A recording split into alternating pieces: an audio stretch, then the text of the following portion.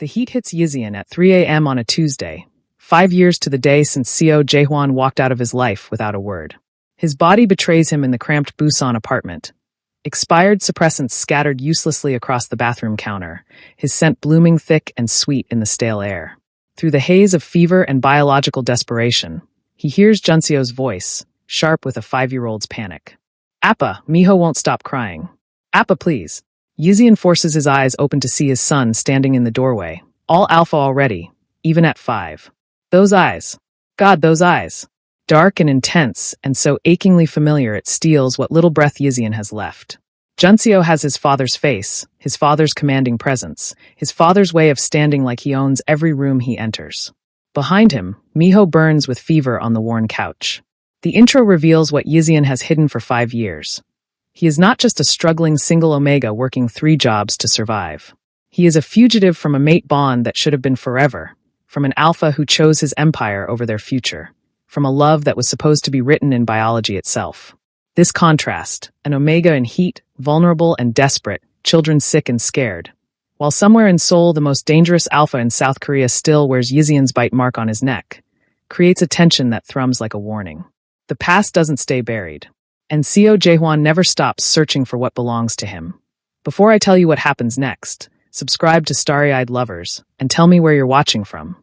The dinner rush at Houndy Sikdang is always chaos, shouted orders, sizzling pans, the constant clatter of dishes that makes Yixian's head pound. He's been on his feet for 6 hours, moving on autopilot between tables, his suppressants doing just enough to keep his scent neutral, his Omega nature invisible. Just another tired server in a cheap uniform, unremarkable and forgettable. That's how he's survived 5 years. The bell above the door chimes. Yixian doesn't look up. He never does, trained himself not to make eye contact, not to be memorable. He's wiping down table 7 when the air in the room changes. It's subtle, the way prey knows when a predator enters their territory. A shift in pressure. A warning written in instinct. He looks up. Park Min-jae stands in the doorway in a perfectly tailored black suit that costs more than Yixian makes in 6 months. Soul money. Soul power. Soul danger. Their eyes meet across the crowded restaurant, and Yixian watches recognition flash across Minji's face like lightning. Surprise, calculation, and something that might be pity. The tray in Yixian's hands trembles. Minji's expression smooths into professional neutrality. He walks to the counter, asks for a table for 1 in that low, measured voice Yixian remembers from another lifetime. The hostess seats him in Yixian's section because of course she does. Because the universe has a cruel sense of humor. Yixian's legs move on their own. Muscle memory from a different kind of survival. Don't run, don't panic, don't draw attention. He approaches the table with a menu clutched like a shield. Hyung. Minji's voice is quiet, almost gentle. The honorific cuts like a blade. It's been a long time. You have the wrong person. Yixian's voice comes out steady. He's proud of that. Can I get you something to drink? The boss has been looking for you. Min-jae doesn't open the menu. His eyes, dark and sharp and missing nothing, scan Yixian's face, the weight he's lost, the exhaustion carved into the hollows beneath his eyes. 5 years. We searched everywhere. I don't know what you're talking about. But Yixian's hand shakes as he pulls out his order pad. The pen nearly slips through his fingers. Min-jae leans forward slightly. The art competition. National Youth Arts Festival. First place, age 5 and under category. His voice drops lower. Seo Junseo. His face was on the broadcast yesterday. Your face was in the background when they showed the parents. The world tilts. The restaurant sounds blur into white noise. Yixian's suppressants can't mask the spike of fear scent that floods his system, sharp and bitter. He needs to know about them. Minji's tone is carefully neutral, but there's an edge underneath. Not a threat. A warning. You can't hide his sons from him. You know how he is. They're not. Yixian's voice cracks. He tries again. They're mine. He walked away. He doesn't get to. He didn't know. For the first time, emotion bleeds through Minji's professional mask. Did he? You never told him you were pregnant. The admission sits between them like a live grenade. When? Yizio asks and hates how small his voice sounds. How defeated? Tonight. Maybe tomorrow morning if the Incheon situation takes longer than expected. Min-jae finally looks at the menu, a pantomime of normalcy. He's already on his way to Busan. I'm here to make sure you don't run before he arrives. I'm not. But the lie dies on Yixian's tongue because they both know better. Running is what Yixian does. It's all he's done for 5 years. Hyung. Minji's voice softens.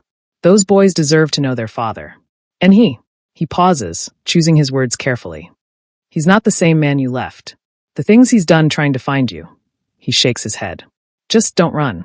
Not this time. Yizian's break happens in 15 minutes. He makes it through 3 tables, operating on autopilot, before he's ripping off his apron in the back room. His manager is yelling something about his shift, but Yizian is already out the back door, the November cold hitting his overheated skin like a slap.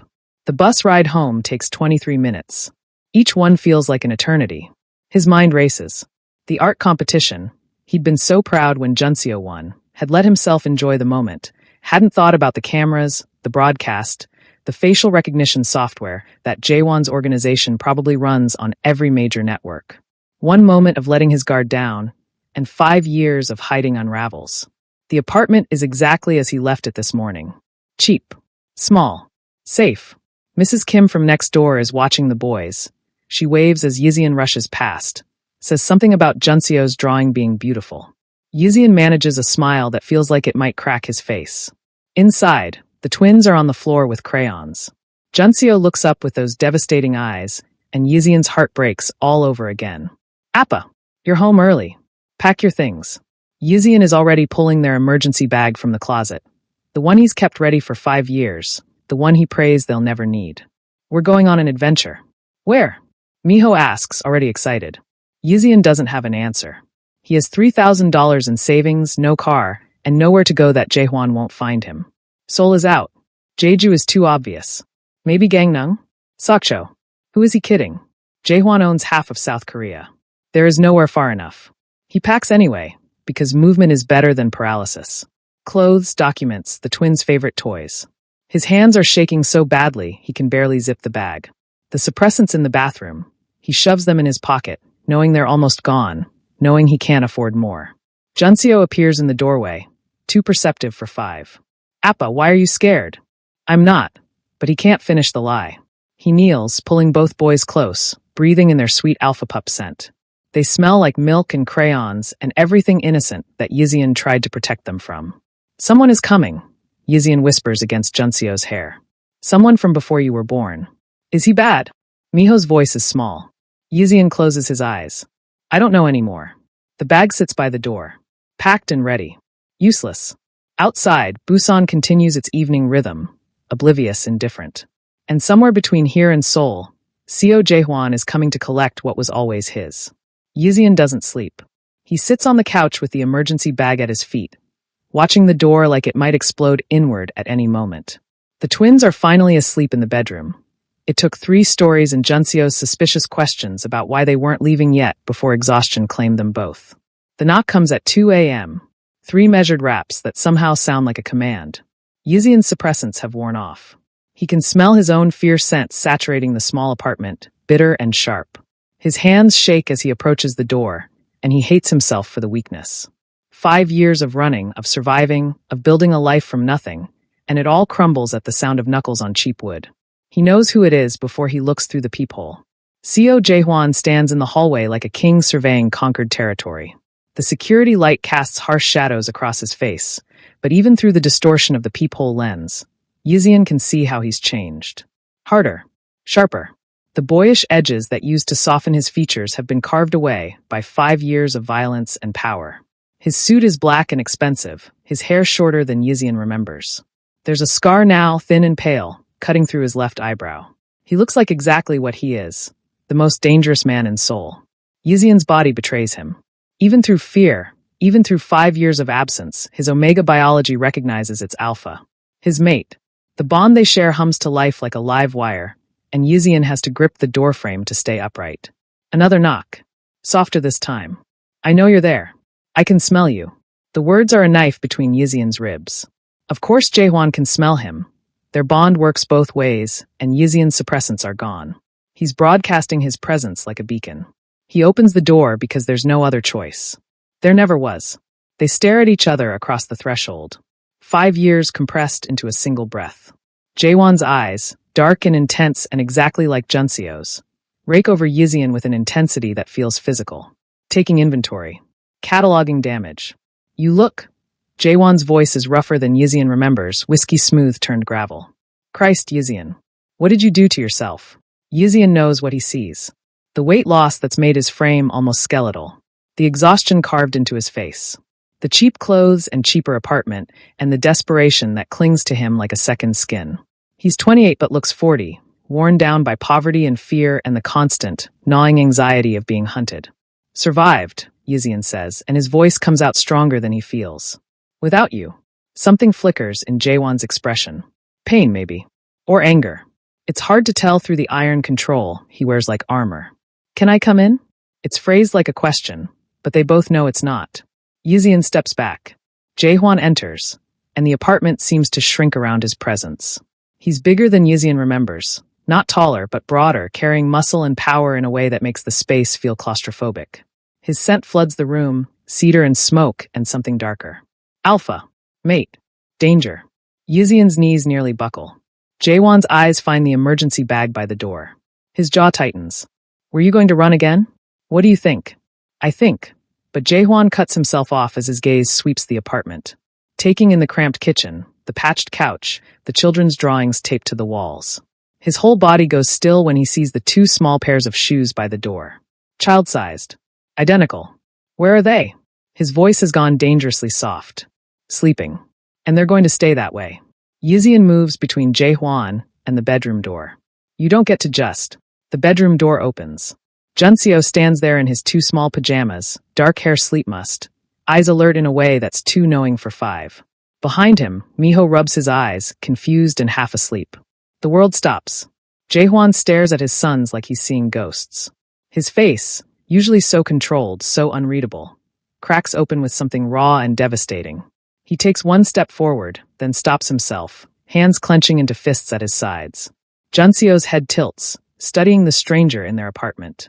Then something shifts in his expression, recognition that has nothing to do with memory and everything to do with biology. Alpha recognizing Alpha. Son recognizing father. His small body straightens, shoulders going back in unconscious mimicry of Jaehwan's posture. Appa, Junseo says, still looking at Jaehwan. Who is he? Yizian can't breathe. Can't think.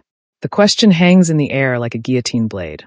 Jaehwan drops to 1 knee, bringing himself to eye level with the twins. His hands are shaking, the only crack in his composure. My name is Seo Jaehwan, he says, and his voice breaks on the syllables. And you're mine. Both of you. Junseo takes a step closer, fearless in the way only a child can be. You smell like us. Yeah.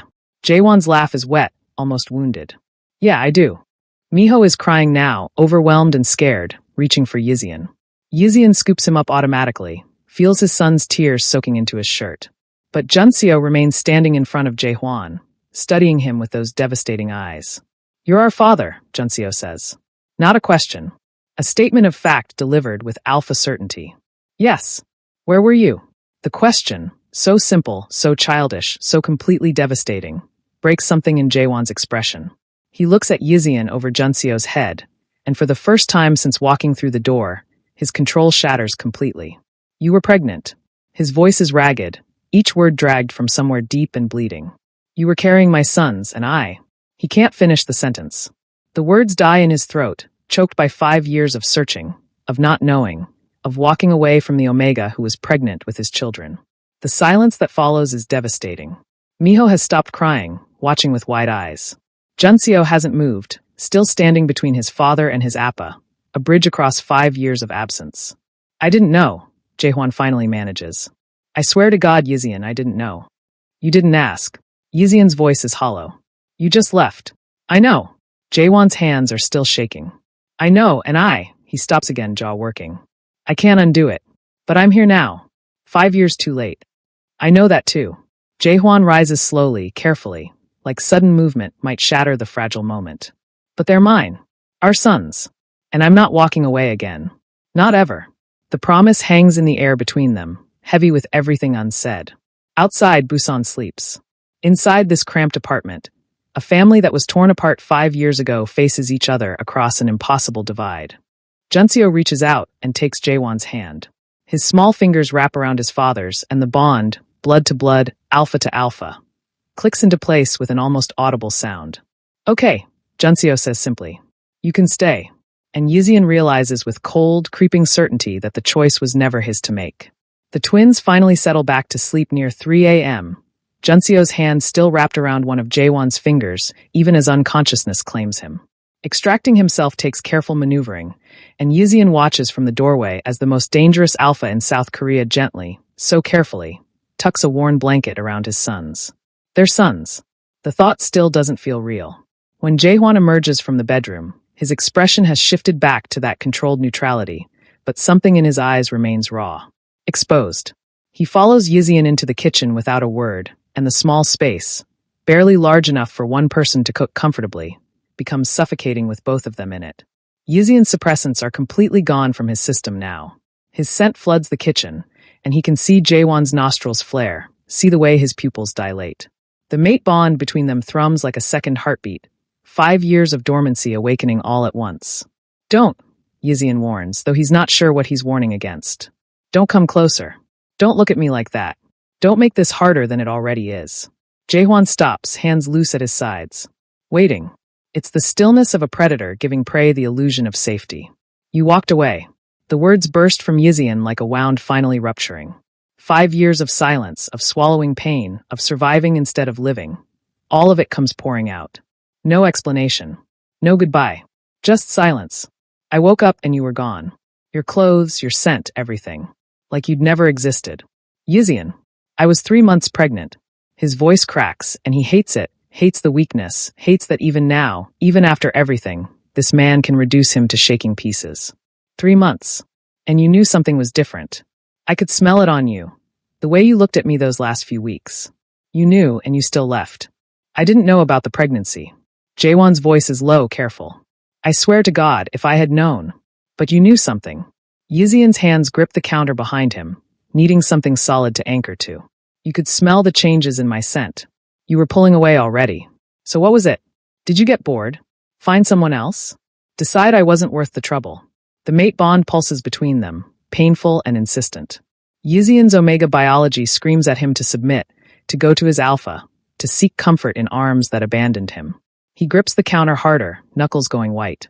Jaehwan takes one step forward, then stops when Yizian flinches. There was a war coming. Inside the organization. Kim Dae-shik and his faction, they wanted me out. Wanted to take over. His jaw tightens. They knew about you. Knew you were my weakness. Knew that if they wanted to destroy me, they'd start with you. The kitchen seems to tilt. Yizian stares at him, trying to process the words. I found the surveillance photos in Dae-shik's office, Jaehwan continues, voice dropping lower. Pictures of you. At the cafe you liked. The bookstore. Walking home from the clinic. His hands clench into fists. They were planning to take you. Use you against me. And I couldn't. He stops, breathing hard. I couldn't let that happen. So you left me instead. The words taste like ash. I thought, Jaewon's control wavers. I thought if I walked away, if I ended the bond, they'd lose interest. You'd be safe. You'd mourn me and move on and live a normal fucking life instead of being a target for every enemy I've ever made. You can't just end a mate bond. Yizian's voice is hollow. It doesn't work like that. I know that now. The admission sounds like it's being dragged from somewhere deep and bleeding. I know a lot of things now that I didn't know then. Like how you can't sleep without someone's scent. Like how every day without your mate feels like slowly dying. Like how, his voice breaks. Like how walking away from you was the biggest mistake of my life, and I've spent 5 years trying to find you to fix it. Yizian laughs, but it's a broken sound. Fix it? You think you can fix 5 years? Fix me working 3 jobs while pregnant because I had nothing? Fix me giving birth alone in a public hospital because I couldn't afford anything else? Fix me raising our sons in poverty while you... He gestures at Jaewon's expensive suit. While you built your empire? No. Jaewon's voice is rough. I can't fix any of that. But I searched for you. Every single day. I had people looking in every city, every town. He stops, jaw working. I killed Kim Dae-shik 3 months after you disappeared. Killed him and everyone who knew about you. Made sure no one would ever threaten you again. And then I couldn't find you. The mate bond pulses harder, responding to their proximity, to 5 years of separation. Yizian can feel his body responding against his will, his sense sweetening, his instincts screaming at him to close the distance between them. You should have told me. His voice comes out smaller than he wants. You should have trusted me. I know. I thought you didn't want me anymore. That I wasn't. Yizian cuts himself off, but the damage is done. Wasn't what? Jaewon's eyes are intense, pinning him in place. Wasn't enough? Wasn't worth it. He takes another step forward, and this time Yizian doesn't flinch. You are everything. You are everything. Why do you think I tore Seoul apart looking for you? The kitchen is too small. The air is too thick. Yizian can barely breathe through the weight of their combined scents, the mate bond pulling them together like gravity. I hate you, Yizian whispers, but it sounds like a lie even to his own ears. I know. Jaehwan is close enough now that Yizian can feel his body heat. Hate me. Scream at me. Make me bleed for it. But don't ask me to walk away again. Don't ask me to leave our sons. Our sons. The words feel foreign in Yizian's mouth. For 5 years, they've been his sons. His alone. The thought of sharing them, of giving up any piece of them, makes his chest tight with panic. I missed everything. Jaewon's voice cracks. Their births. Their first words. First steps. 5 years of their lives, and I can't. He stops, breathing hard. I can't miss any more. Yizian closes his eyes. The mate bond is a physical ache now, made worse by proximity, by 5 years of denial. His body remembers Jaewon's touch, craves it despite everything. Omega biology doesn't care about abandonment or pain. It only knows, mate alpha home. I don't forgive you, Yizian says, eyes still closed. I don't know if I can ever forgive you. I'm not asking for forgiveness. Jaewon's breath ghosts across Yizian's face, and Yizian realizes he's gotten even closer. I'm asking for a chance. To know them. To protect you all. He stops. To fix what I broke, even if it takes the rest of my life. Yizian opens his eyes. Jaehwan is right there, close enough to kiss, and the mate bond sings between them. 5 years of silence. 5 years of pain. 5 years of surviving alone. They need you, Yizian admits, and the words taste like surrender. Junseo especially. He's so much like you already, and I don't, his voice wavers. I don't know how to raise an alpha. I'm just an omega who's barely holding it together. You raised them. Jaewon's hand lifts, hovering near Yizian's face but not touching. You kept them alive and safe and loved. You did what I couldn't. The words break something in Yizian's chest. He turns away, putting distance between them, though the kitchen is too small for real escape. You can't stay here. I wasn't planning to. There's something dark in Jaewon's voice now. Pack what you need. We're leaving before sunrise. And just like that, the gentle moment shatters. Yizian spins back around. Excuse me? The Choi Syndicate knows I'm in Busan. They'll know why. Jaewon's expression has gone cold, calculating. This apartment isn't safe. You and the boys are coming with me. Like hell we are. This isn't negotiable, Yizian. The use of his name, intimate, possessive, makes Yizian's teeth bare. You don't get to walk back into my life and start giving orders. I'm not letting my sons stay in a target zone. Jaewon's alpha authority bleeds into his voice, and Yizian feels his omega instincts respond. He fights it. We leave in 2 hours. With or without your cooperation. The threat hangs between them, heavy as the mate bond, suffocating as their combined scents in the too small kitchen. Outside, Busan begins to wake. Inside, Yizian realizes his freedom died the moment Junseo's face appeared on that broadcast. The past has found him. And this time, there's nowhere left to run. The first shot comes at 5:47 a.m., just as weak dawn light begins filtering through the apartment's thin curtains. The living room window explodes inward in a spray of glass. Yizian is on the couch, hadn't slept, was watching Jaehwan on his phone coordinating something in low, clipped Korean. The sound of shattering glass is immediately followed by the crack of gunfire. Sharp, distinct, unmistakable. Down! Jaehwan's hand is on Yizian's head, forcing him to the floor. Another window explodes. The cheap drywall erupts in puffs of white powder as bullets punch through. The twins. Yizian's body moves on pure instinct, crawling toward the bedroom while glass rains down around him. His hands are bleeding. He doesn't know when that happened, doesn't care. The bedroom door is already open, and both boys are sitting up in bed, frozen in terror. Under the bed. Now. Yizian's voice comes out steady somehow, even though his whole body is shaking. Don't come out until I say. Junseo's face is pale but determined. He grabs Miho, who started crying, high-pitched and terrified, and pulls him toward the narrow space beneath the bed frame. Yizian shoves the emergency bag under with them. More gunfire. Closer now. The apartment building shudders with the impact. Yizian turns to find Jaehwan in the doorway, gun in hand, phone pressed to his ear. Underground parking. 2 minutes. He's not talking to Yizian. North stairwell. And tell them to bring the fucking armored car. The apartment door splinters. Someone's trying to break through. Stay with them. Jaewon's eyes meet Yizian's for a fraction of a second. If anyone comes through that door who isn't me or Min Jae, you run. Window, fire escape, I don't care. You run. He's gone before Yizian can respond, moving into the hallway with the fluid grace of someone who's done this before. The gunfire intensifies. Yizian hears shouting in Korean, then screaming, then the wet sound of someone, hitting the floor. Appa! Miho's voice is small from under the bed. Stay quiet, baby. Stay very quiet. The minutes stretch like hours. Yizian crouches by the bedroom door, every muscle coiled, listening to the violence outside. More gunfire. An explosion that shakes the entire building. Car alarms start wailing in the distance. Someone in another apartment is screaming. Then Jaehwan is back, blood on his white shirt. Yizian's heart stops until he realizes it's not Jaehwan's blood. We're going. Now. He pulls the twins from under the bed with surprising gentleness. Junseo's eyes are huge but dry. Miho is sobbing, face buried in Jaehwan's shoulder as his father lifts him. I've got Miho. You take Junseo. Jaehwan's voice is clipped, efficient. Stay behind me. Don't stop for anything. The hallway is a war zone. Bodies. Yizian forces himself not to look, not to process what he's seeing. Bullet holes in the walls. Blood on the cheap carpet. The acrid smell of gunpowder burning his throat. They take the north stairwell. Jaehwan moves fast, gun raised, Miho clutched against his chest with one arm. Yizian follows with Junseo, his son's hand crushing his fingers. The concrete stairs echo with their footsteps, and somewhere below more gunfire. 2 floors down, Jaehwan says. Min Jae has the car. The door above them slams open. Voices speaking rapid Chinese. Jaehwan's gun comes up, but he doesn't fire. Can't, not with the twins right there. Instead, he moves faster, taking the stairs 2 at a time. They burst into the underground parking garage, and it's chaos. Jaehwan's team, 6 men in dark suits, all armed, are engaged with attackers using the concrete pillars as cover. Muzzle flashes illuminate the dim space like lightning. A black SUV idles near the exit ramp, back door open, Min Jae behind the wheel. Go! Jaehwan pushes Yizian forward.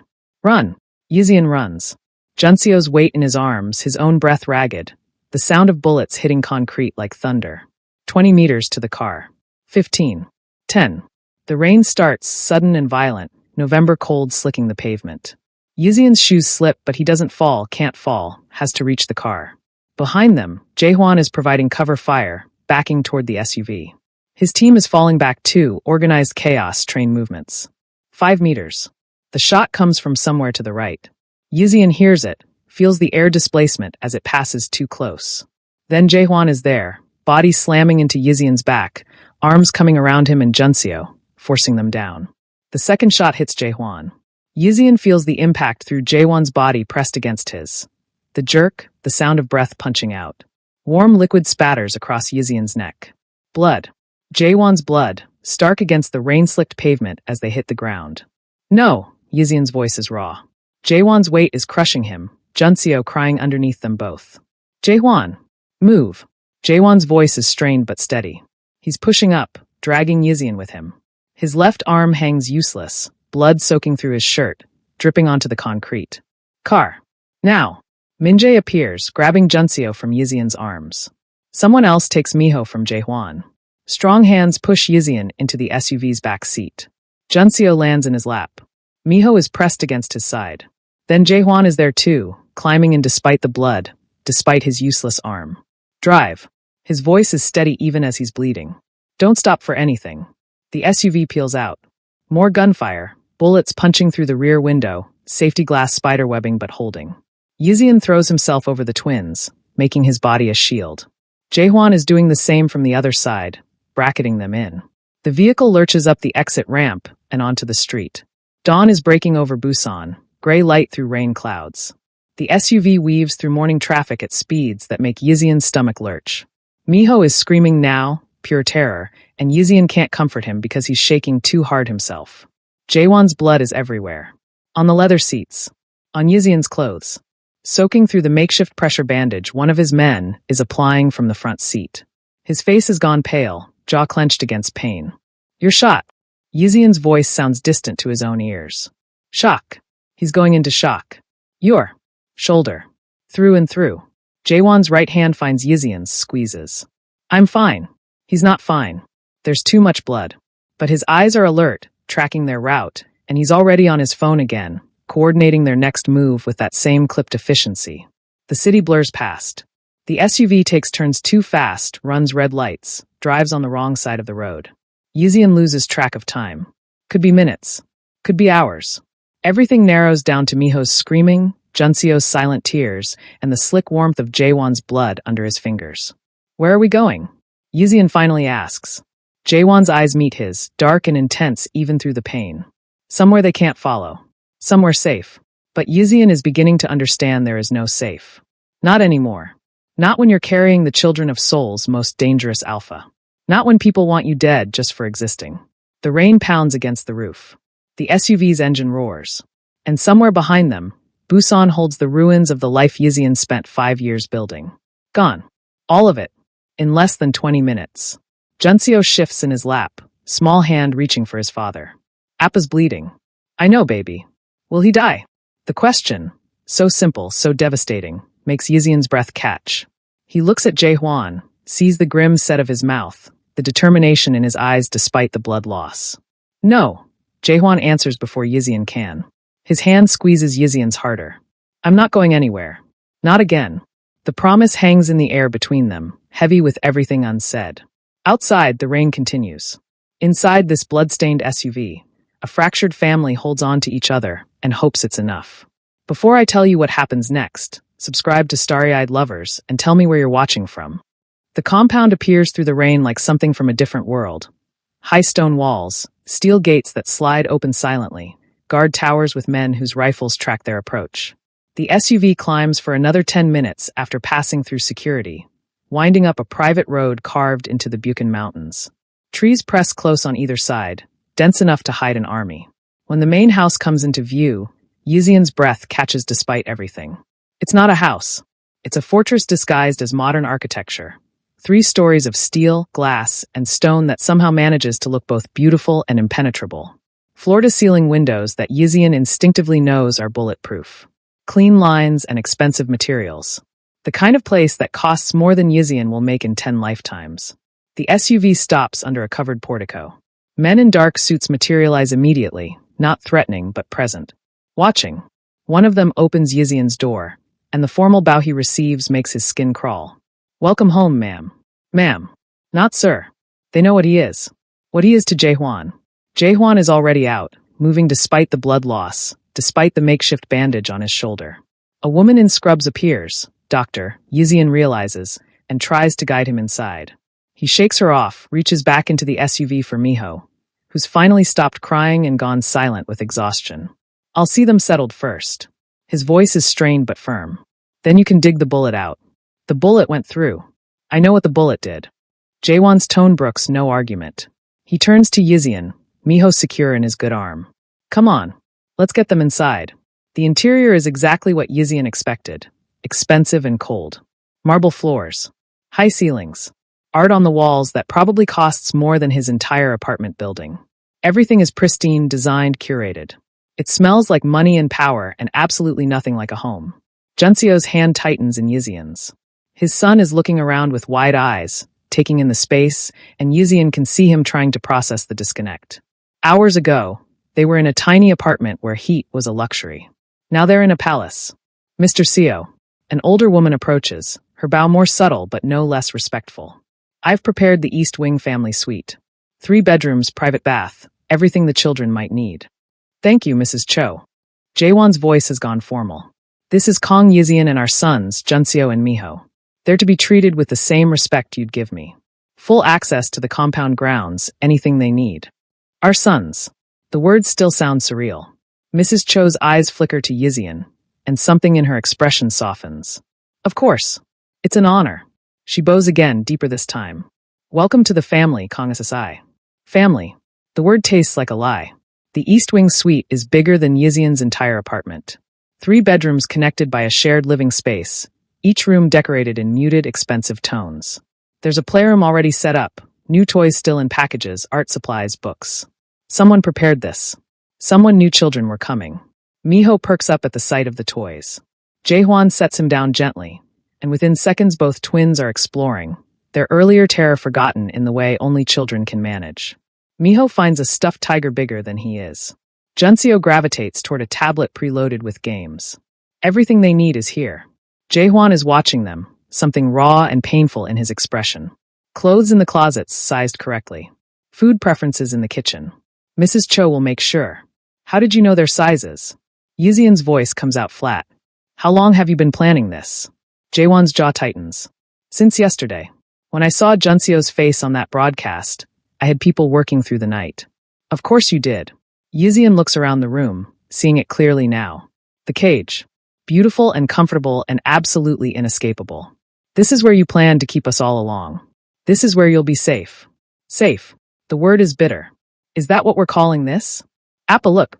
Miho holds up the stuffed tiger, his earlier terror already fading. Can I keep him? Yizian forces a smile.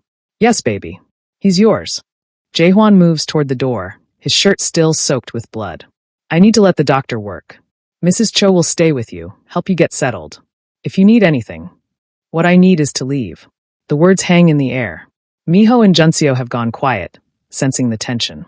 Jaehwan's hand tightens on the door frame, and when he looks back at Yizian, his eyes are hard. That's not an option. Because I'm a prisoner. Because you're my mate and the mother of my children, and there are people who want you dead. His voice drops lower. You saw what happened this morning. That was just the Choi Syndicate. There are 6 other organizations that would love to get their hands on my sons. On you. So this is it. This compound, these walls, guards watching my every move. For now, Jaehwan's expression softens slightly. Until I've eliminated the threats. Until it's safe. And when will that be? A month? A year? Never. He doesn't answer. Can't answer. They both know the truth. In his world, it's never truly safe. After Jaehwan leaves, Mrs. Cho hovers discreetly while Yizian helps the twins change into clean clothes. Everything fits perfectly. Someone measured them from the broadcast footage, probably. The efficiency of it makes Yizian's stomach turn. The compound has a private playground, Mrs. Cho offers. And a pool. Indoor and outdoor. Security everywhere, but the children can play freely within the grounds. Freely. Within the grounds. The contradiction doesn't seem to register with her. How big is the compound? 20 acres. Fully secured perimeter, guard rotation every 6 hours. Mr. Seo takes the family's safety very seriously. 20 acres. It sounds huge. It's still a cage.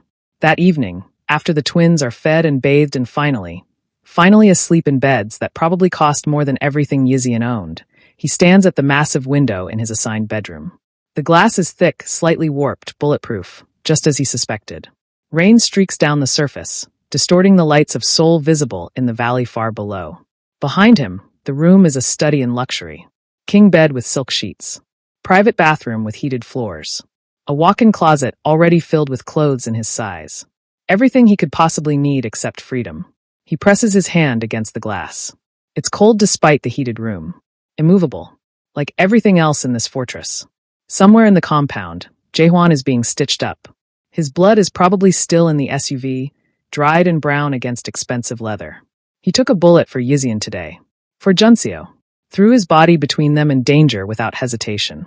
And now Yizian is here, in this beautiful prison, with an alpha who loves him enough to die for him, but not enough to let him go. The mate bond pulses quietly, tracking Jaehwan's location in the compound. Yizian closes his eyes against it, against the biological pull that says mate, home, safe. This isn't home. This is captivity in silk and marble. But when he turns back to look at the bedroom where his sons sleep, safe, warm, bellies full, no longer crying from fear, Yizian has to admit the terrible truth. He'd choose this cage over their freedom if it meant they survived. And Jaehwan knows it. Outside, the rain continues to fall on the mountain. Inside the fortress, Yizian begins to understand the price of protection is everything he has left to give. Jaehwan finds Yizian in the library on the 3rd morning, staring at rows of books he'll probably never read.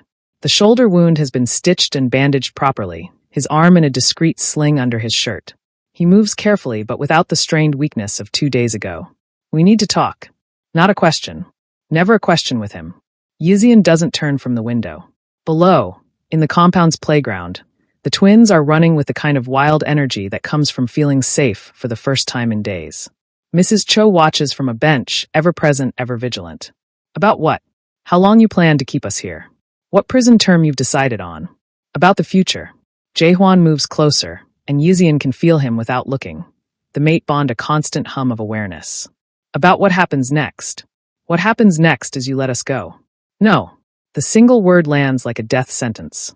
Yizian finally turns, and the sight of Jaehwan in casual clothes, dark slacks, a button-down that probably costs more than Yizian earned in a month, is somehow more jarring than the blood-soaked suit. He looks domestic. Normal.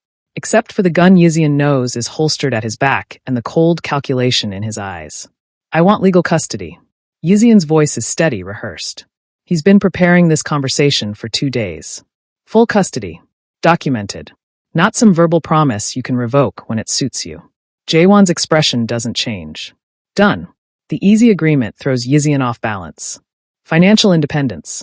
My own accounts. Money that you can't control or take away. I'll have my lawyers set up a trust. 10 million to start. More if you need it. Jaehwan says it like he's discussing grocery money, not an amount that would take Yizian decades to earn. Anything else? The freedom to leave. No. There it is. The wall. Yizian's hands clench. You can't keep me here against my will. I can. I am. Jaehwan's voice remains maddeningly calm. You're my mate. They're my blood. That's not negotiable. Everything is negotiable. Not this. Jaehwan takes a step closer, and Yizian's back hits the bookshelf behind him. You want custody? You have it. You want money? Take as much as you need. You want your own space, your own life within these walls? I'll give you anything. But you don't get to take my sons away from me again. You don't get to leave. So I'm a prisoner. You're protected. The distinction seems meaningful to him. There's a difference. Not to me. Yizian's voice rises despite his attempt at control. Not when there are guards at every door, when I can't even go to the city without your permission, when every decision about my life has to go through you. You nearly died 3 days ago. Jaehwan's composure cracks. Bullets were ripping through your apartment while my sons were hiding under a bed. So forgive me if I'm not willing to risk that again, just so you can pretend at independence. I survived 5 years without you. Barely. The word is harsh. You were 1 heat cycle away from organ failure. Your suppressants were expired and dangerous. You were working yourself to death while raising alpha twins alone. That's not surviving, Yizian. That's slowly dying. The truth of it stings. Yizian looks away, hating that Jaehwan can see it, hating more that he's right. At least it was my choice. And now you're choosing to stay alive. For them if not for yourself. Jaehwan's hand comes up, fingers ghosting near Yizian's jaw but not quite touching. I'm not the enemy here. You're keeping me captive. That makes you exactly the enemy. I'm keeping you safe. There's a difference, yes, you said. Yizian's laugh is bitter. Tell me, does the cage feel less like a cage if it's made of gold? The mate bond pulses between them, responding to proximity, to the heat of their argument. Yizian can smell Jaehwan's scent, cedar and smoke and something darker, more possessive. His omega biology wants to submit, to give in, to accept the alpha's dominance. His mind screams against it. I will fight you on this. Yizian's voice drops, steady with promise. Every day, every decision. I will make this as difficult as possible. I know. Something that might be respect flickers in Jaehwan's eyes. I wouldn't expect anything less. You're an asshole. I'm an asshole who loves you. The admission is quiet, devastating. Who's loved you for 6 years and spent 5 of them searching. Who took a bullet for you without thinking. Who would burn the world to keep you and our sons safe. His hand finally makes contact, thumb brushing Yizian's cheekbone. So yes, I'm an asshole. But I'm your asshole, and you're stuck with me. Yizian's breath catches. The mate bond sings at the touch, and he hates his body for responding. Hates that part of him wants to lean into Jaehwan's hand. Wants to forgive him, wants. The library door slams open. Park Min-jae stands in the doorway, phone in hand, his usual composed expression fractured. Boss, we have a problem. Jaehwan's hand drops. The domestic moment shatters. What kind of problem? The kind that means the Choi assault wasn't opportunistic. Minji's eyes flicked to Yizian, then back to Jaehwan. They had internal intelligence. Building layout, security gaps, exact timing of your arrival. Someone fed them everything. The temperature in the room drops. Jaehwan's expression goes cold, dangerous. Who? Still tracking down the source. But it's high level. Had to be someone with access to your schedule, your security protocols. Minji's jaw tightens. Boss, this goes deeper than we thought. The leak might go back months. Maybe years. Yizian watches Jaehwan's face transform. The man who was just confessing love becomes something else. The mafia boss, the killer, the alpha who rose to power through violence. It's terrifying and fascinating, and explains so much about why he left 5 years ago. Get me names. Jaewon's voice is deadly quiet. I want everyone with access to that information in the security room in 1 hour. Everyone. Including Park Sang-go? Especially him. Something dark flashes in Jaewon's eyes. If my own brother is the leak, I want to know. Brother. Yizian's stomach drops. He'd forgotten Jaewon had a younger brother, always ambitious, always resentful of being second. Min-jae nods and disappears. Jaewon stands still for a long moment, his injured shoulder rigid with tension. Then he turns back to Yizian, and some of the coldness fades. This is why I left. His voice is quiet. This. Right here. Internal wars, betrayal, people I trust trying to destroy me. And anyone close to me becomes a target. He gestures to the compound around them. You think this is a cage? This is the only thing standing between you and a bullet. Between our sons and someone using them as leverage. Yizian sees it clearly for the first time. Not just the danger, but the isolation. Jaewon's world is one where family betrays, where trust is a weakness, where love is a vulnerability to be exploited. He's lived in that darkness for years, and it's carved him into something harder, colder. 5 years ago, Yizian says slowly, when you left. Was it like this? Worse. Jaewon's expression is bleak. Kim Dae-shik had turned half my organization. I couldn't trust my own guards. Coming home to you every night, knowing they were watching, knowing they'd use you to break me. He stops. I couldn't let that happen. So you broke me yourself instead. The words land like a physical blow. Jaewon flinches, actual visible pain crossing his face. Yes, I did. He moves toward the door, his alpha authority settling back over him like armor. I have to handle this. Mrs. Cho will stay with you and the boys. Jaewon. Yizian's voice stops him at the threshold. If it's your brother, then I'll handle it. The finality in his tone allows no argument. Family or not, no one threatens what's mine. He's gone before Yizian can respond, leaving nothing but the lingering scent of cedar and smoke and the cold understanding that love in this world comes with a body count. Yizian sinks into one of the leather chairs, his hands shaking. Through the window, he can see the twins still playing, still innocent, still unaware that their uncle might be trying to kill them. This is the world Jaewon tried to protect him from. This is the world that found them anyway. And somewhere in this fortress, a traitor is being hunted by the most dangerous alpha in Seoul. Yizian closes his eyes and acknowledges the terrible truth. Maybe Jaewon was right to leave. Maybe love in his world really is just another weapon. Maybe the cage is the only kindness he knows how to give. Jaewon comes to say goodbye just before dawn. Yizian wakes to find him sitting on the edge of the bed, already dressed in tactical gear. Black cargo pants, fitted shirt, the kind of clothes designed for violence. There's a gun holstered at his thigh and another at his back. His shoulder wound is freshly bandaged beneath the shirt. You're leaving. Not a question. Yizian has learned to read the set of Jaewon's jaw, the cold determination in his eyes. For a few days. Maybe a week. Jaewon's voice is quiet, careful not to wake the boys sleeping in the next room. I need to handle this personally. The traitor. And the Choi Syndicate. And anyone else who thinks my family is a vulnerability they can exploit. His hand flexes and Yizian notices the bruised knuckles. He's already started. When I come back, the threat will be eliminated. The clinical way he says it, eliminated not killed, makes Yizian's stomach turn. But he's also lived through the alternative, felt bullets ripping through their apartment, watched Jaewon's blood pool on rain-slicked pavement. Will it ever really end? No. The honesty is brutal. But I can make the price of trying high enough that they stop.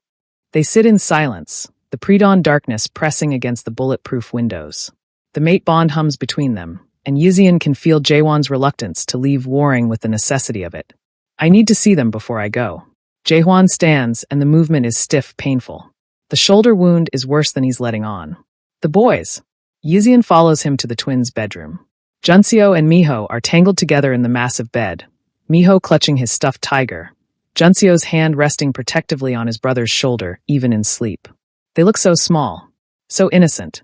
Jaewon kneels beside the bed, his hand hovering over Junseo's dark hair before finally making contact. Junseo. Wake up, son. Junseo's eyes open immediately, alert, aware. Already developing the alpha instinct to wake ready for danger. He sees his father and sits up carefully, trying not to wake Miho. Are you leaving? For a little while. Jaewon's voice is gentler than Yizian has ever heard it.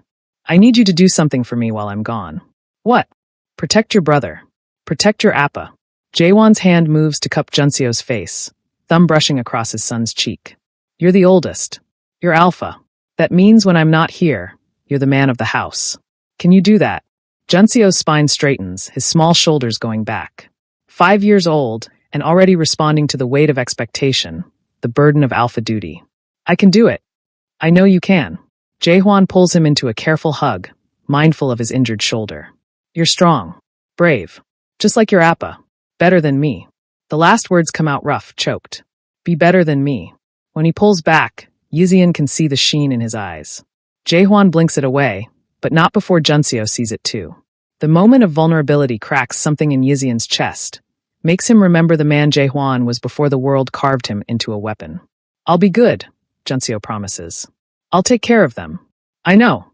Jaehwan presses a kiss to his son's forehead, then carefully adjusts Miho's blanket without waking him. Tell your brother I love him when he wakes up. They leave the room quietly, and Yizian expects Jaehwan to head for the door, to leave the way he always does, quick, clean, no looking back. Instead, he stops in the hallway, turns to face Yizian with an intensity that steals breath. If something happens, don't. Yizian's voice cracks. Don't say it. If something happens, Jaehwan continues, relentless, everything is arranged. The compound is yours. The trust funds. Full legal custody. Min-jae will make sure you're protected, that you have everything you need. His hand comes up, fingers threading through Yizian's hair. You'll be taken care of. I don't want your money. The words come out fierce. I want. He stops, unable to finish. What do you want? Jaehwan steps closer, until they're sharing air, until the mate bond is singing between them. Tell me. I want you to come back. The admission feels like surrender. I want you to come back alive and whole, and his voice breaks. I still hate you for leaving. I know. But the words stick in his throat. 5 years of anger, of pain, of surviving alone. 5 years of trying to forget this man, and failing every single day. I can't lose you again. Even though I should want to. Even though you don't deserve. Jaehwan kisses him. It's not gentle. It's possessive and desperate and full of 5 years of longing, of separation, of words neither of them can say aloud. His hand tightens in Yizian's hair, angling his head, and Yizian's Omega biology responds instantly, submitting, opening, yielding to his alpha's claim. The mate bond flares like lightning, painful and perfect. Yizian can taste Jaehwan's desperation, his fear, his love. Can feel the tremor in his hands, the careful way he holds Yizian like something precious he might break. When they finally break apart, both breathing hard, Jaehwan's forehead rests against Yizian's. I love you. The words are raw, honest. I've loved you since the moment I met you, and I'll love you until the day I die. And I will come back to you. I swear it. You better. Yizian's hands fist in Jaehwan's shirt, holding on. Because if you die out there, I'll find a way to bring you back just so I can kill you myself. Jaehwan's laugh is wet. There's my Omega. Fierce as fuck. I'm not yours. You are. Jaehwan's hand slides to the back of Yizian's neck, grip firm. You've been mine since the beginning. The mate bond doesn't lie. And whether you forgive me or not, whether you hate me or not, you're mine and I'm yours. That's not changing. He kisses Yizian again, softer this time. A promise. A plea. Then he's pulling away, grabbing his go bag from the floor, and heading for the door. Jaehwan. He stops, looks back. Come home. Yizian's voice is steady despite the fear clawing at his throat. To us. Come home. Always. The word is a vow. Then he's gone, the door closing with a soft click that sounds like finality. Yizian stands in the empty hallway, his lips still burning from Jaehwan's kiss, his body still humming from the mate bond's intensity. Through the window, he watches the black SUV pull away, disappearing down the mountain road into the pre-dawn darkness. Behind him, Junseo appears in the doorway, tiger-striped pajamas and sleep-mussed hair. Is he coming back? The question, so simple, so terrifying, makes Yizian's heart clench. He kneels, pulling his son into his arms. Yes, he's coming back. You love him. Not a question. 5 years old and already too perceptive. Even though you're mad at him. Yizian closes his eyes, breathing in his son's scent. Yes, even though I'm mad at him. That's okay. Junseo's small hand pats Yizian's back. Miho and I fight sometimes, but we still love each other. Maybe it's like that. If only it were that simple. But Yizian doesn't say that. Instead, he holds his son and watches the empty driveway and tries not to count the ways Jaehwan could die out there in the violence he's riding toward. The mate bond stretches, thin but unbroken, tracking Jaewon's distance. It aches like a physical wound. Somewhere in Seoul, the most dangerous alpha in the city is hunting traitors and eliminating threats. And here in this mountain fortress, an Omega who swore he'd never forgive him discovers the terrible truth. Love doesn't die just because you want it to. It persists. It aches. It waits. And so Yizian waits, trapped between hatred and hope, while his mate walks into darkness. Before I tell you what happens next, subscribe to Starry-Eyed Lovers, and tell me where you're watching from. Jaehwan returns on the 4th day, not the 3rd. The SUV pulls up to the compound at 2 a.m., and Yizian wakes to the mate bond suddenly blazing to life after days of stretched, aching distance. He's out of bed before conscious thought, bare feet on cold marble, rushing down the stairs in nothing but sleep clothes. The front door opens, and Jaehwan walks through it.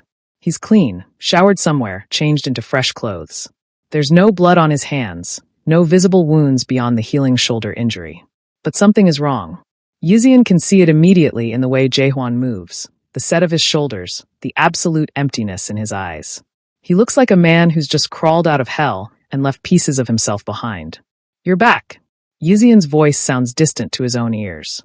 He stops at the bottom of the stairs, suddenly uncertain. I'm back. Jaehwan's voice is flat, emotionless. He looks at Yizian but doesn't really see him. There's a coldness in his gaze that wasn't there before.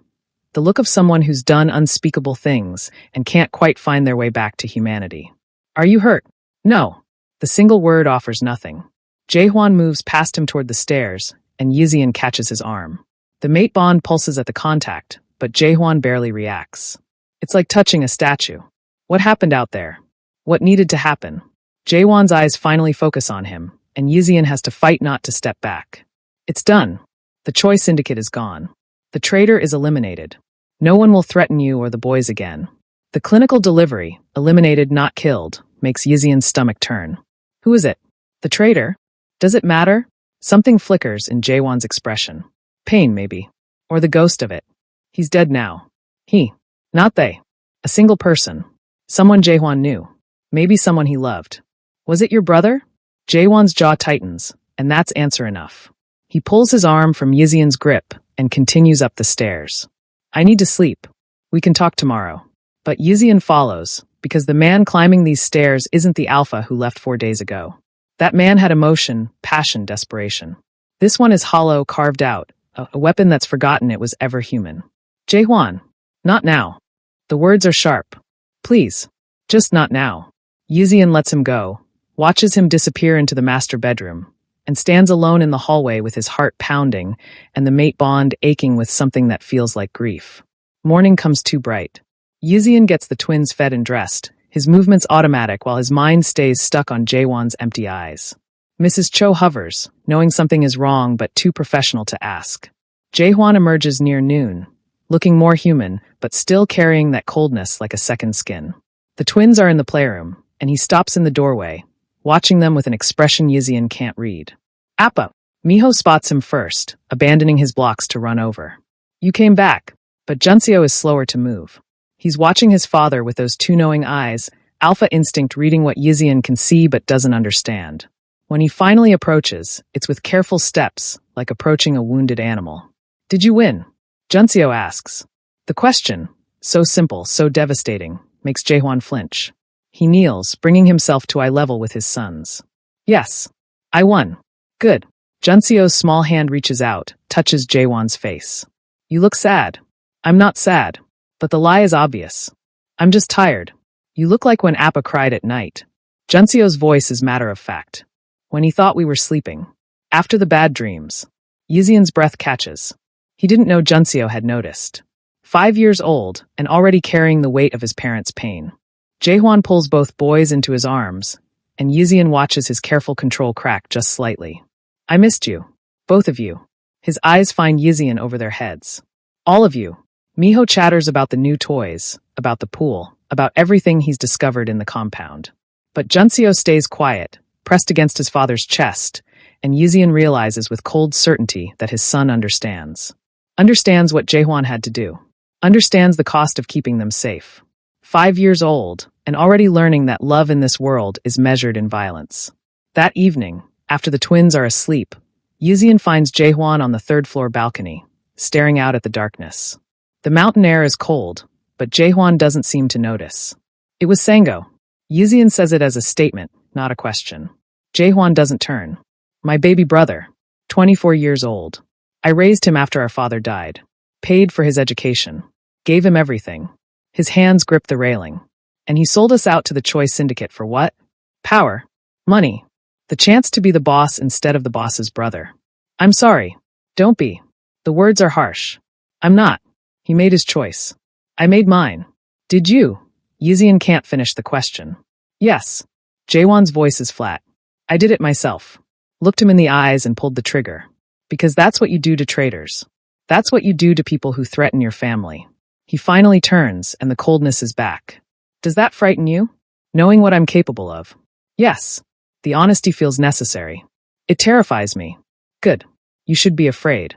Jaehwan moves closer, and Yizian forces himself not to retreat. Because this is who I am. This is what I do. I kill people who threaten what's mine. I burn down organizations that come after my family. I put bullets in the heads of men who think my sons are leverage. His voice drops. Including my own brother. Jaehwan. Junseo is already like me. The words come out anguished. Did you see how he looked at me today? He understands. 5 years old, and he already understands what I had to do. What kind of man is he going to become, raised in this world? The question hangs between them, heavy with fear and guilt.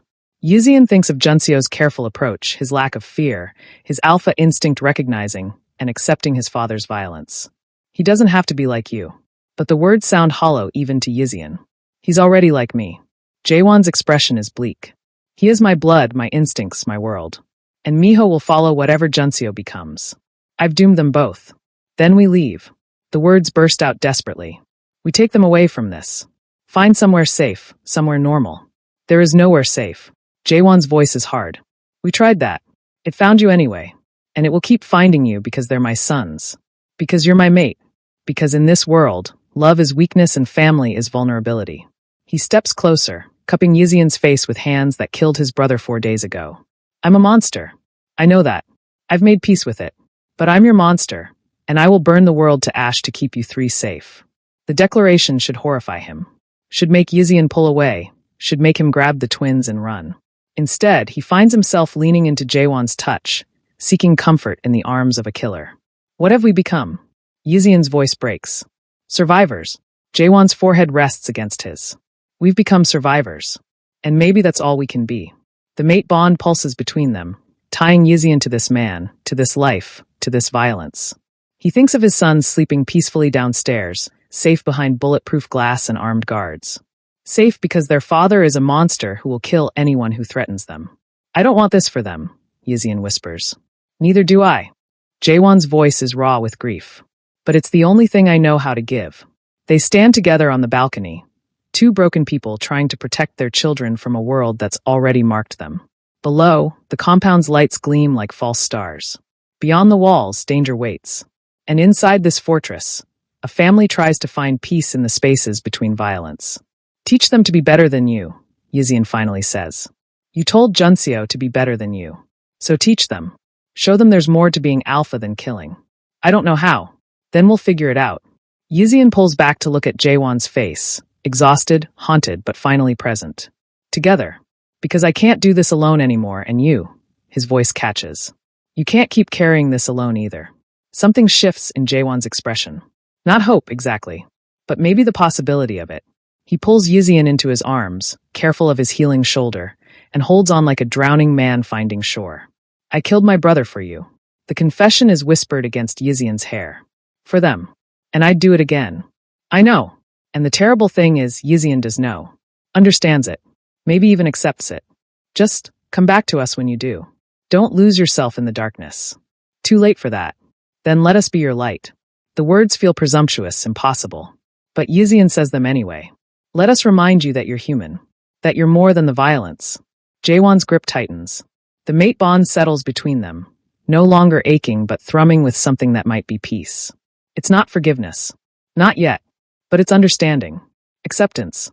The beginning of learning to exist in the spaces between love and violence, between safety and captivity, between the man Jaehwan was and the monster he's become. In the morning, Junseo will ask to train like his father. and Yizian will have to decide how much of this world to let in. But tonight, on this balcony, they hold each other and pretend the darkness isn't closing in. The conversation happens 2 weeks after Jaewon's return, when the coldness has finally started to thaw from his eyes. They're in his office, a space Yizian has avoided until now, all dark wood and expensive leather and the subtle scent of gun oil. Jaehwan sits behind a desk that probably costs more than a car, and Yizian stands by the window, watching the twins play in the garden below. I need something from you. Yizian's voice is steady, rehearsed. He's been preparing this for days. Name it. Therapy. The word drops like a stone. For you. For us. For the boys. Real therapy, not some bought and paid for yes man who'll tell you what you want to hear. The silence stretches. Yizian can feel Jaehwan's surprise through the mate bond, sharp and sudden. Therapy. Jaehwan repeats the word like it's foreign. You want me to sit in a room and talk about my feelings with a stranger. I want you to learn how to be human again. Yizian turns to face him. I want our sons to have a father who knows there's more to being alpha than violence. His voice catches. I want to believe we can be more than this. Jaehwan's fingers drum against the desk, a rare tell of agitation. Do you know what would happen if word got out that CO Jaehwan was seeing a therapist? The perception of weakness alone. I don't care. The words come out fierce. Let them think you're weak. Let them try something. You've already proven what happens to people who threaten us. Yizian moves closer to the desk. But our sons are watching you, learning from you. And if all they learn is how to kill, how to be cold, how to bury their humanity, he stops. Then we've already lost them. The mate bond pulses between them, carrying Yizian's desperation, his fear, his stubborn hope. Jaehwan stares at him for a long moment, expression unreadable. Okay. Yizian blinks. Okay. I'll do it. Therapy. Whatever you need. Jaehwan stands, moving around the desk. But I want something in return. Of course you do. Stop fighting me on everything. Not submission, he adds quickly when Yizian's eyes flash. Partnership. Real partnership. You tell me what you need, I tell you what I need. We figure this out together instead of constantly at war. That's what I've been trying to do. No, you've been trying to escape. Jaehwan's voice is gentle but firm. I see it in your eyes every time you look at the gates. You're always planning the next exit, the next run. And I need you to stop, to choose to stay. Not because you're trapped, but because this is where you want to be. The request feels impossible. But Yizian looks at the twins through the window, safe, happy, playing without fear for the first time in their lives, and realizes the truth. He stopped wanting to run weeks ago. Maybe the moment Jaehwan took that bullet. Maybe when he saw Junseo recognize his father. Maybe in that kitchen when Jaehwan admitted he'd been searching for 5 years. I'm still angry at you. The admission comes out quiet. I know. I don't forgive you for leaving. I know that too. But I'm choosing to stay. The words feel like surrender and victory at once. Not because I'm trapped. Not because of the mate bond. But because, he stops, the truth too raw. Because I choose you.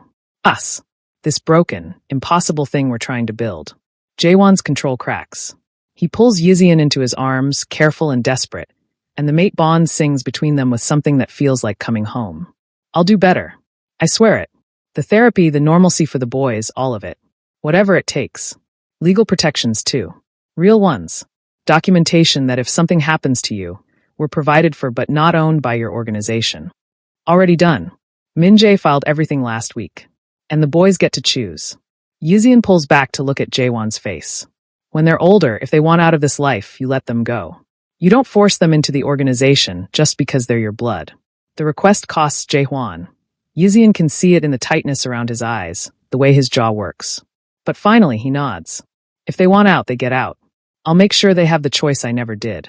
It's not perfect. It's not the life Yizian dreamed of when he was young and foolish and thought love was simple. But it's real. It's honest. It's a foundation they can maybe build on. 3 months later, the compound has started to feel less like a prison and more like a home. There are still guards, still bulletproof glass, still the constant awareness of danger beyond the walls. But there's also laughter. Routine. Small moments of normalcy carved out of the violence. Yizian sets up an art studio in one of the spare rooms, teaches the twins to paint with broad, messy strokes. Junseo favors dark colors, sharp lines, already so much like his father. Miho is all bright chaos, covering himself in paint more than the canvas. Appa, look. Miho holds up a painting that's mostly orange handprints. It's a tiger. It's beautiful, baby. Yizian helps him clean his hands, watching Junseo work with intense concentration on his own canvas. Through the open door, he can hear Jaehwan on a phone call in his office. Business. Always business. But the tone is different now. Still dangerous, still alpha, but with an edge of restraint. Therapy is working slowly. Dr. Kim comes twice a week, and Yizian joins for couples sessions that are brutal and necessary. Is he coming? Junseo asks without looking up from his painting. Soon. He promised. And he does. 20 minutes later, Jaehwan appears in the doorway, phone finally away, the coldness mostly gone from his eyes. He's learned to leave the violence behind when he enters this room, to be just a father instead of a killer. What are we making today? He settles on the floor next to Yizian, and Miho immediately climbs into his lap, getting paint on his expensive shirt. Jaehwan doesn't even flinch. A family. Junseo's answer is simple, profound. He's painting 4 figures, rough, childish, but clearly them. All of us together. Yizian's throat tightens. He meets Jaehwan's eyes over their sons' heads, sees his own emotion reflected back. This isn't the life either of them planned. It's built on violence and pain and 5 years of separation. It's held together by a mate bond that neither of them asked for and choices made under duress. But it's theirs. Jaehwan's hand finds Yizian's, fingers intertwining while Miho chatters about tigers and Junseo adds careful details to his painting. The mate bond hums between them, settled and strong. Not perfect, not painless, but real. We face it together this time. Jaehwan's voice is quiet, meant only for Yizian. Together, Yizian agrees and squeezes his hand. Outside the compound walls, danger still waits. The world is still violent, still hungry. But inside this room, covered in paint and laughter and the messy reality of family, they've carved out something worth protecting. Yizian looks at his sons, at the alpha who broke him and spent 5 years trying to fix it, at the life they're building from broken pieces. This isn't the fairy tale. There's no happily ever after, just the harder joy of choosing each other every day despite the cost. But maybe that's what love is in this world. Not the absence of darkness, but the decision to light candles anyway. Not safety, but the courage to be vulnerable despite the danger. Not perfection, but the stubborn insistence on building something beautiful in the wreckage. The painting Junseo creates shows 4 figures holding hands, standing together against a dark background. When he's finished, he holds it up with pride. That's us. We're strong because we're together. Yes, Yizian whispers, pulling his family close. That's exactly what we are. And for the first time in 5 years, he believes it might be enough.